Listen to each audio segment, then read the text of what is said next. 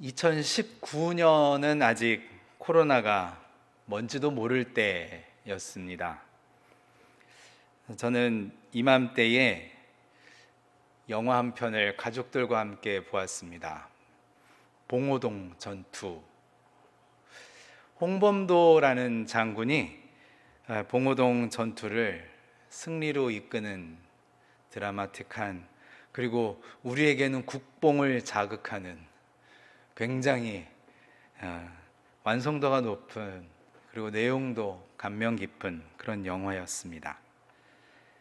그분은 1868년, 지금으로부터 153년 전 오늘 태어나셨습니다. 8월 27일 출생이십니다.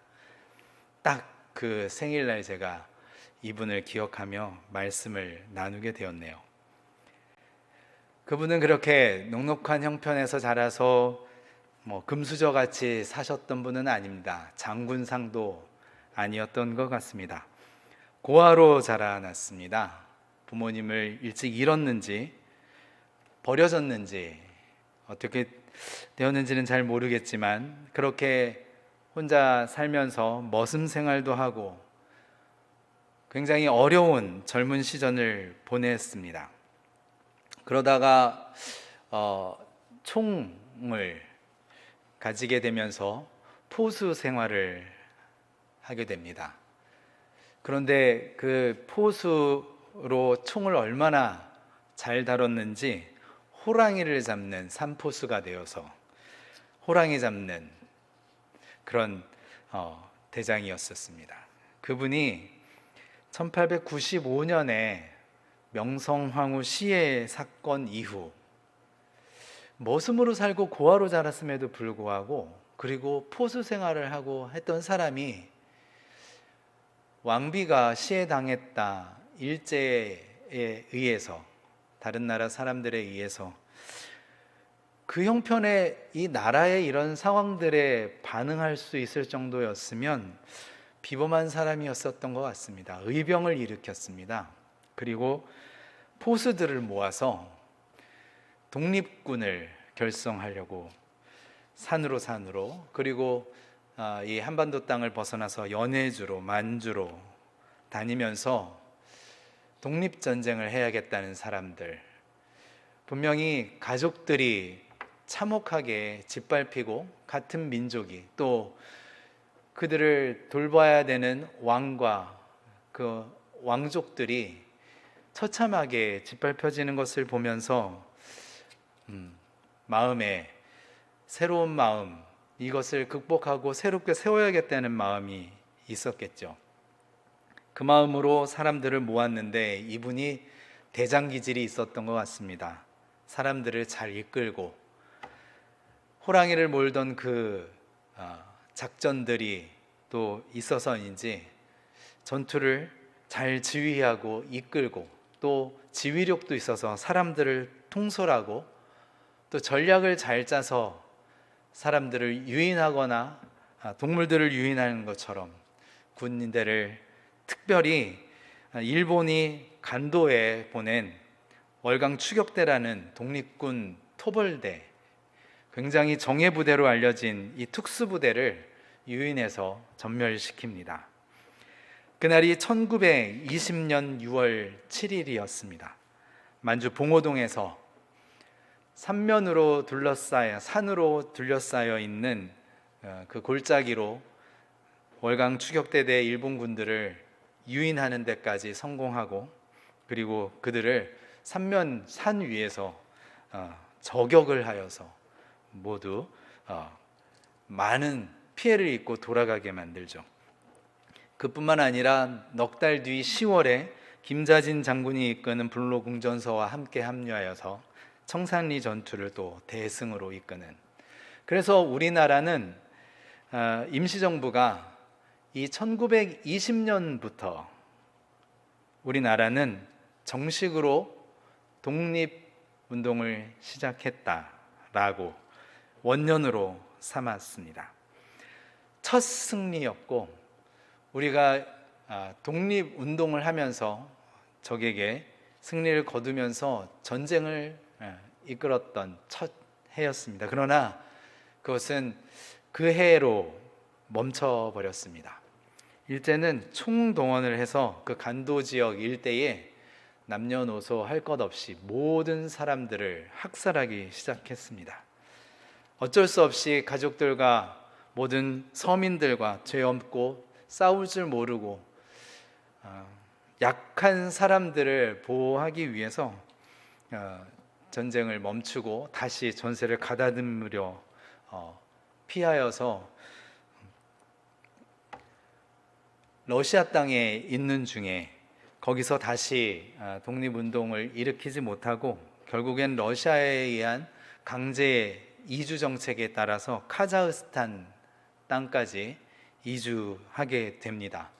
혼자 한 게 아니고요. 그 지역에 피난을 해서 러시아 땅으로 흘러들어갔던 고려인들이죠. 그들을 다시 카자흐스탄 땅이 있는 저 먼 곳까지 그들을 강제로 이주시켰습니다. 그곳에서도 이 장군은 지도자로서의 면모를 잃지 않았습니다. 그 북녘 땅, 차갑고 농사 지을 수 있는 땅도 아니고 불모지 광야에 들어간 것입니다. 그냥 사막 같은 그런 땅, 얼어붙은 땅, 그런 불모지에 그 많은 고려인들, 이주민들을 먹고 살 수 있도록 농지를 개발하고 농사를 짓게 하고 서로 협력하게 하면서 지금까지 살아남을 수 있게, 지금은 그 지역에 살아있는 사람이 40만이라고 합니다. 그들의 잊지 못할, 그들에게서는 가장 중요한 인물, 왕과 같은 인물, 전설적인 인물로 그들의 삶의 자리에 남아 있습니다. 그런데 그분을 지난 광복절에 봉안식을 했습니다. 그의 유해를 그가 죽기 전에 이야기했던 것처럼 해방된 조국에서 묻히고 싶다고 했던 그 유지를 받들어서 우리나라 대통령을 위시해서 국방부가 함께 홍범도 장군의 유해를 78년 만에 조국으로 모셔올 수 있었습니다.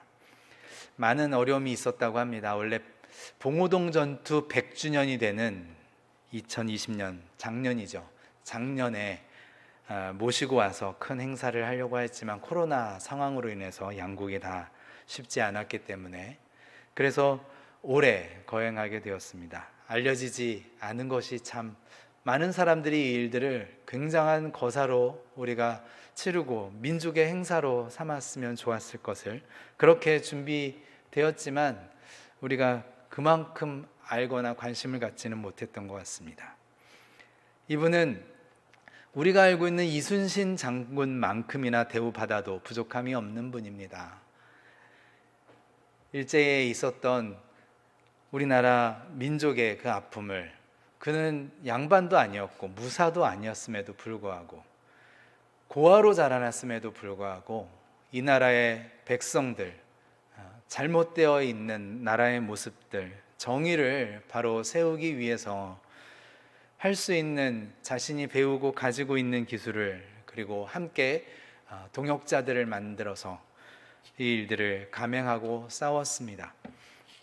우리나라 독립운동 역사는 이렇게 전쟁을 했던 기억보다는 평화 시위를 하고 독립운동을 하고 만세운동을 하고 그렇게 했던 것만 남아 있었던 것 같지만, 그래서 우리나라는 독립전쟁을 치르지 않았기 때문에 아직도, 일본의 속국이었고, 그래서 독립전쟁을 외부에서 치러 주었기 때문에 우리나라는 점령군에 의해서 점령되는, 그래서 지금도 전쟁이 멈춰지지 않고 주권이 온전히 우리나라에게 있지 못한 상황이 만들어져 있습니다. 그러나 우리 역사에는 이렇게 전쟁의 역사가 있었고, 우리가 함께 승리하고 독립운동을 하고 독립의 의지가 있었고 같이 싸웠다라는 것을 기억하는 그 사건이 봉오동 전투, 청산리 전투였습니다. 이러한 일들을 기억하는 것은 우리 역사에서 과거의 일들, 전쟁의 일들을 기억하는 것이 뭐 그렇게 중요한가라고 생각할 수도 있겠지만, 앞으로 일어날 사건들 속에서 우리가 어떻게 살아야 되고 무엇을 해야 되고 위기의 상황 속에서 어떤 선택을 해야 되는지를 가르쳐주는 지표가 되기 때문에 역사는 중요합니다. 지금도 우리는 강한 사람, 그리고 재력 있는 사람, 그런 사람들에게 권한을 더 많이 주고 그들이 베푸는 시혜에 의해서 살아가는 게 당연한 것처럼 여기며, 그것에 대해서 자유를 이야기하고 반발하는 것을 오히려 옳지 않게, 정의롭지 않게 여기는 문화가 있습니다. 예를 들어 보면 한 사람이 많은 형제들이라고 합시다. 5 형제가 있는데 첫째에게 모든 권한을 주고 모든 물건들을, 먹을거리를 다 주고 나눠주어라. 이 첫째가 잘 나눠줍니다. 평화로운 것 같습니다. 이러한 제도와 모두에게 골고루 나누어주고 자기가 자기의 역할들을 할 수 있도록 나눠주고 그들이 서로 자기 것을 찾을 수 있도록 해주는 것, 이 2가지 무엇이 더 옳다고 생각하십니까? 우리 문화에는 리더가 잘 나누고 분배하는 것이 좋겠다라는 왕권, 집중, 군주제, 제국주의제 시스템을 선호하는지도 모르겠습니다. 민주주의는 그런 게 아닙니다. 모두가 다 고르게 권한을 가지고 자기 몫을 차지하고 자기의 주권을 행할 수 있게 하는 것이 민주주의죠. 우리 안에는 민주주의가 좋다라는 말은 하지만 민주주의에 반하는 문화를 가지고 살아가는 적도 많은 것 같습니다. 특히 교회 조직에는 더 그렇지 않나요? 그래서 역사를 보고 우리가 추구하는 세상이 어떠한 것인지를 잘 공부하고 배우고 자손들에게 교육하고 문화로 남겨주는 것이 굉장히 중요합니다. 우리에게 다 권한이 있는데 한 사람에게 몰아주고 그가 베푸는 은총만을 기다리면서 사는 시스템이 과연 옳은가를 생각해 봐야 합니다. 당하는 사람은 언제나 약자입니다. 여인과 노인, 어린아이, 장애인, 가난한 자, 무지한 자, 소외된 자, 이런 사람들은 전쟁의 상황이 오거나 위기의 상황이 오거나 지금과 같은 팬데믹 상황이 올 때 혜택을 받지 못하는 경우가 많습니다. 오히려 더 소외되고 오히려 더 어려워지고 더 가난해지고 더 권한이 없어지고 더 약해지고 아파지는 상황이 반복됩니다. 위기의 상황에, 두려움의 상황에, 전쟁의 상황에 특히 그렇습니다. 그런가 하면 갖고 있는 사람, 권력이 있는 사람, 유여한 사람, 많은 것을 누리고 있는 사람들은 피하는 방법도 많고 오히려 그 기회를 삼아서 투자를 하고 더 많은 부와 권력을 가져가지 않습니까? 지금 오늘의 상황이 분명하게 더 부익부, 빈익빈을 강화시키고 있는 것을 보면 우리는 이 상황을 어떻게 넘어가야 하는지, 무엇이 정의인지를 다시 되짚어 보아야 합니다. 그래서 역사를 기억하고 역사 속에서 잘못된 일들이 반복되었던 것들을 제대로 알리고 반복되지 않도록 끊고 잘못된 역사를 바로 세워서 징벌하고 값을 치르게 하고 그리고 피해를 입었던 이들에게 혜택을 돌려주는 일들이 정의로운 일들입니다. 그 일들이 선행되지 않고 앞으로의 역사 속에서 이 일들이 반복되지 않게 하겠다라는 것은 거짓말입니다. 우리가 밀고 있는 지도자, 권력자, 그리고 사회에 영향력을 끼치는 사람들에게 요구해야 합니다. 정의를 가르치도록, 그리고 바로 세워가도록, 거짓을 증개하고 사기, 잘못된 범죄들에 대해서는 책임을 질 수 있도록 우리는 그 역사 속에서, 우리가 사는 이 현장에서 분명하게 계산을 해 놓아야 합니다. 그렇지 않으면 내가 사랑하는 자손, 나의 가족, 내 후대들은 다시 전쟁 속에서, 그리고 팬데믹 속에서, 어려운 환난 속에서 구제받지 못하고 살아갈 것이기 때문입니다. 그렇지 않기 위해서 여러분 무엇을 선택하시겠습니까? 내가 강해지면 되지, 내가 위로 올라가면 되지, 권력을 가지면 되지, 소외되지 않기 위해서 부를 차지하면 되지, 그래서 투기하고 유행을 바라고 도박을 하시겠습니까? 그것이 과연 교회가 가르치는 진리와 정의인가요? 오히려 그러한 일들을 바로잡아서 역사를 돌려놓는 것이 성서적이라 하겠습니다. 오늘 말씀은 그런 사람 한 인물이 나옵니다. 다니엘입니다. 식민지 백성이었습니다. 그가 무엇인가를 경쟁해서 치고 올라가서 적국, 제국의 관리가 되었던 것이 아니었습니다. 그는 관원이 되기 전에 용모가 춘출해서, 그리고 지혜가 있고 똘똘하고 깔끔하고, 그래서 선출된 인물이었습니다. 귀족의 자녀인지는 잘 모르겠습니다. 그러나 교육은 바로 되어 있었던 것 같습니다. 민족에 대한 교육, 신앙에 대한 교육, 율법에 대한 교육.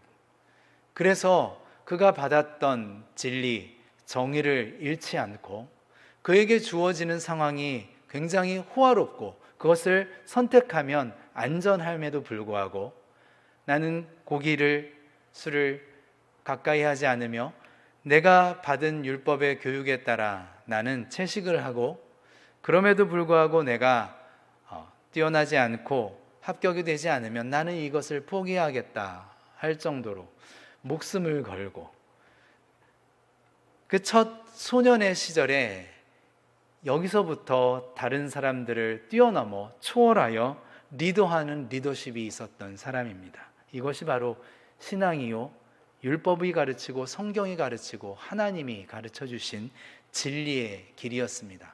모두가 택하는 안전, 성공, 그리고 위로 올라가는 승진, 이것을 택하기보다 내게 있는 진리, 정의, 생명을 붙잡는 선택이었습니다. 그는 그 일들을 고위 관직에 올라가서도 놓지 않고 성전을 향하여 기도하는 사람이었고, 타협을 하지 않고 언제나 파벌보다는 국가의, 민족의 생명에 이바지하는 사람이었습니다. 사자굴에 빠뜨려지는 그 순간까지도 포기하지 않았습니다. 사기를 당하고 배신을 당하고, 그리고 위해를 받았음에도 불구하고 내가 택한 길은 주님 안에서, 하나님 앞에서 한 길이다 라고 선택한 사람이었습니다. 이 사람을 통하여서 하나님은 민족을 살아남게 하십니다. 성전을, 성벽을 재건하게 하시죠. 이 사람뿐만이 아닙니다. 오늘 다니엘서만 읽었지만 에스더와 모르드게, 또 성경에 있는 느헤미야를 비롯하여 이 포로기의 생활 속에서 자신의 자리를 승리, 성공의 자리로 바라보지 아니하고 하나님께서 생명을 살리시기 위한 기회로 바라보며 자신의 시간과 생명을 던져냈던 사람들이었습니다. 이런 사람들을 성경은 기억하고 있습니다. 이런 사람들을 통하여서 민족을 이끌어가게 하십니다. 하나님은 그들을 통하여서 진리가 무엇인지를 가르쳐 주셨습니다. 그럼에도 불구하고 다시 안전한 시간이 돌아왔을 때 민족의 지도자들이라고 하는 사람들은 제국에 빌붙어서 그들의 권력에 조금이라도 기회를 틈타서 자신의 민족을 발판 삼아 짓밟고 자기의 이익을 구하는 사람들이었습니다. 헤롯 대왕이 그래야 했습니다. 그들을 가르치고 종교적으로 신앙으로 이끌어야 되는 제사장들 또한 그들과 야합하였습니다. 거룩하게 산다고, 말씀대로 산다고 금욕주의적으로 살았던, 철저히 율법에 의해서 자신의 삶을 껴맞추면서 살았던 바리새인들 다르지 않았습니다. 율법을 가지고 있었던 율법학자들 또한 권력의 편에 서서 그들에게 좋은 법 제도로 변질시켰습니다. 그 속에서 불쌍한 서민들과 시민들, 포로기에 잡혀서 끌려가고 있는 민족의 백성들, 성도들은 착취를 당하고 거짓된 신앙의 가르침을 받아야 했습니다. 기독교는 예수의 삶과 복음을 신앙하는 공동체입니다. 예수는 그 시간에 로마 식민지에 포로로 살고 있는 유대인들에게 민족과 동포를 제물 삼아 지배 제국에 부역했던 지도자, 기득권, 그들과 결탁한 교회와 성직자들, 그들을 질타하며 정의와 공도를 외친 민중의 지도자였습니다. 그들을 모아서, 민중을 모아서 이 제국을 뒤집어 엎자, 독립을 하자 하는 그러한 길이 아니었습니다.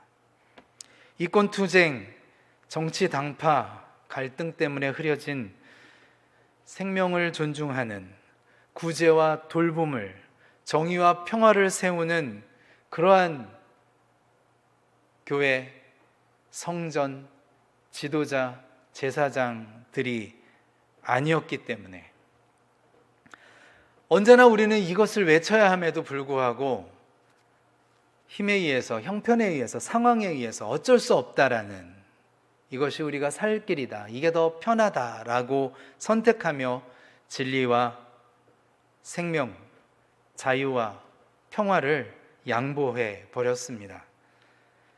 예수쟁이 그리스도인은 그것을 거슬러서 진리를 붙잡고 정의를 세우고 생명을, 자유를, 평화를 지켜내는 수호자로서의 사명이 있는 사람들입니다.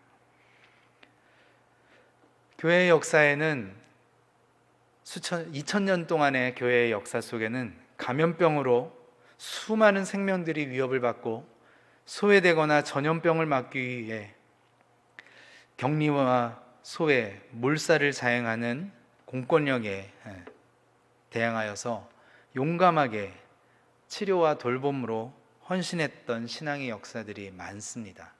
패스트가 유행했을 때도 기독교인들은 불도저처럼 일어나서 폭탄처럼 사람들을 살리며 사역하고 자신의 목숨을 헌신하였다는 기록들을 찾아볼 수가 있습니다. 우리는 위기의 시대를 끊임없이 이어가며 살고 있습니다. 코로나 시국에 더욱 부유해지고 호황을 누리는 사람들, 재벌, 대기업, 투자금융, 은행, 유통업자들, 첨단기술 산업자, 그들을 보면서 이때 오히려 이 위기를 틈타서 블루오션으로 살아가고 있는 이들을 보며 나도 저렇게 되었으면 좋았겠다, 상실감을 갖고 있는 우리의 모습, 그 모습이 더 안타까운 것이 아니겠습니까? 세상은 그들이 인생의 승리자인 것처럼 대우합니다. 부러워하고요, 틈새 시장을 잘 공략했다, 선점하고 경쟁력 있게 살았다, 그렇게 말하면서 정보도 없고 자본도 없고 인맥도 없고 배움이나 기술도 모자란 혜택받지 못한 우리 사람들은 더욱더 빈곤으로 내몰리는 것이 당연한 것인 양 받아들이고 있습니다.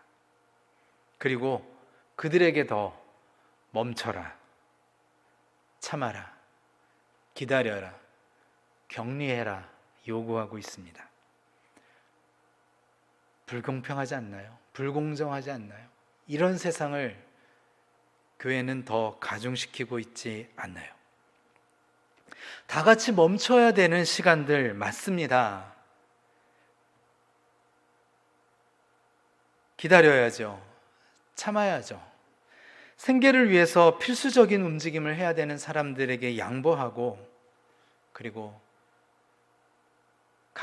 급적이면 멈춰야죠. 그러나 이 시간에도 꼭 움직여야 되는 사람들이 있습니다. 생명을 지키는 사람들이죠. 의료진이요, 보건과 복지 서비스를 하는 사람들이요, 구제하고 돌봄의 역할을 하는 사람들은 움직여야 합니다. 그렇다면 그리스도인은 지금 멈춰야 하는 겁니까? 우리는 어떤 사람입니까? 움직여야 되는 사람 아닙니까? 구제하고 돌보고 생명을 위해서, 정의를 위해서 몸부림쳐야 하는 사람 아닙니까? 그 사명이 세상이 주지 않더라도 하늘로부터 부여받은 사람입니다. 우리의 이기적인 모임, 우리가 하고 싶은 행사, 이것들 말고요, 이것들은 참아야 합니다. 멈춰야 하죠.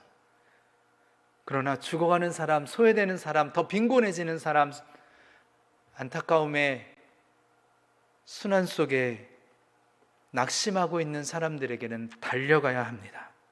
그 걸음을 멈추지 말아야 하는 사명이 그리스도를 따르는 우리에게 부여되어 있습니다. 민족의 순환기에 사람들이 돌보기 꺼려했던 시각장애인, 지체장애인, 맹인, 안진뱅이, 중풍병자, 전염병 감염자인 문둥이, 그리고 먹을 것이 그날그날 생활에 급급해서 살아가는 가난한 무리들, 더불어서 모두가 손가락질을 하며 배척하는 죄인들, 세리, 창기, 과부와 고아와 나그네들을 향해서 갈릴리의 척박한 길로 나서신 예수 그리스도를 기억하는 것이 교회 공동체입니다. 식민지의 사람들에게 자기 성공을 따라 기회를 잡기에도 부족한 그 시간에 예수는 갈릴리, 그리고 십자가의 길을 가셨습니다.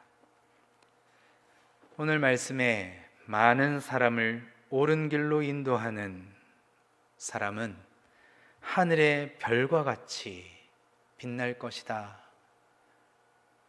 우리에게 초청하고 있습니다. 옳은 길이 무엇인지를 구별하고, 옳은 길에는 목숨을 아끼지 않고 내 소유와 내가 가지고 있는 모든 것을 던져낼 수 있는 십자가의 사람, 예수 그리스도의 복음을 따르는 그리스도인이 되기를 주님의 이름으로 축원합니다.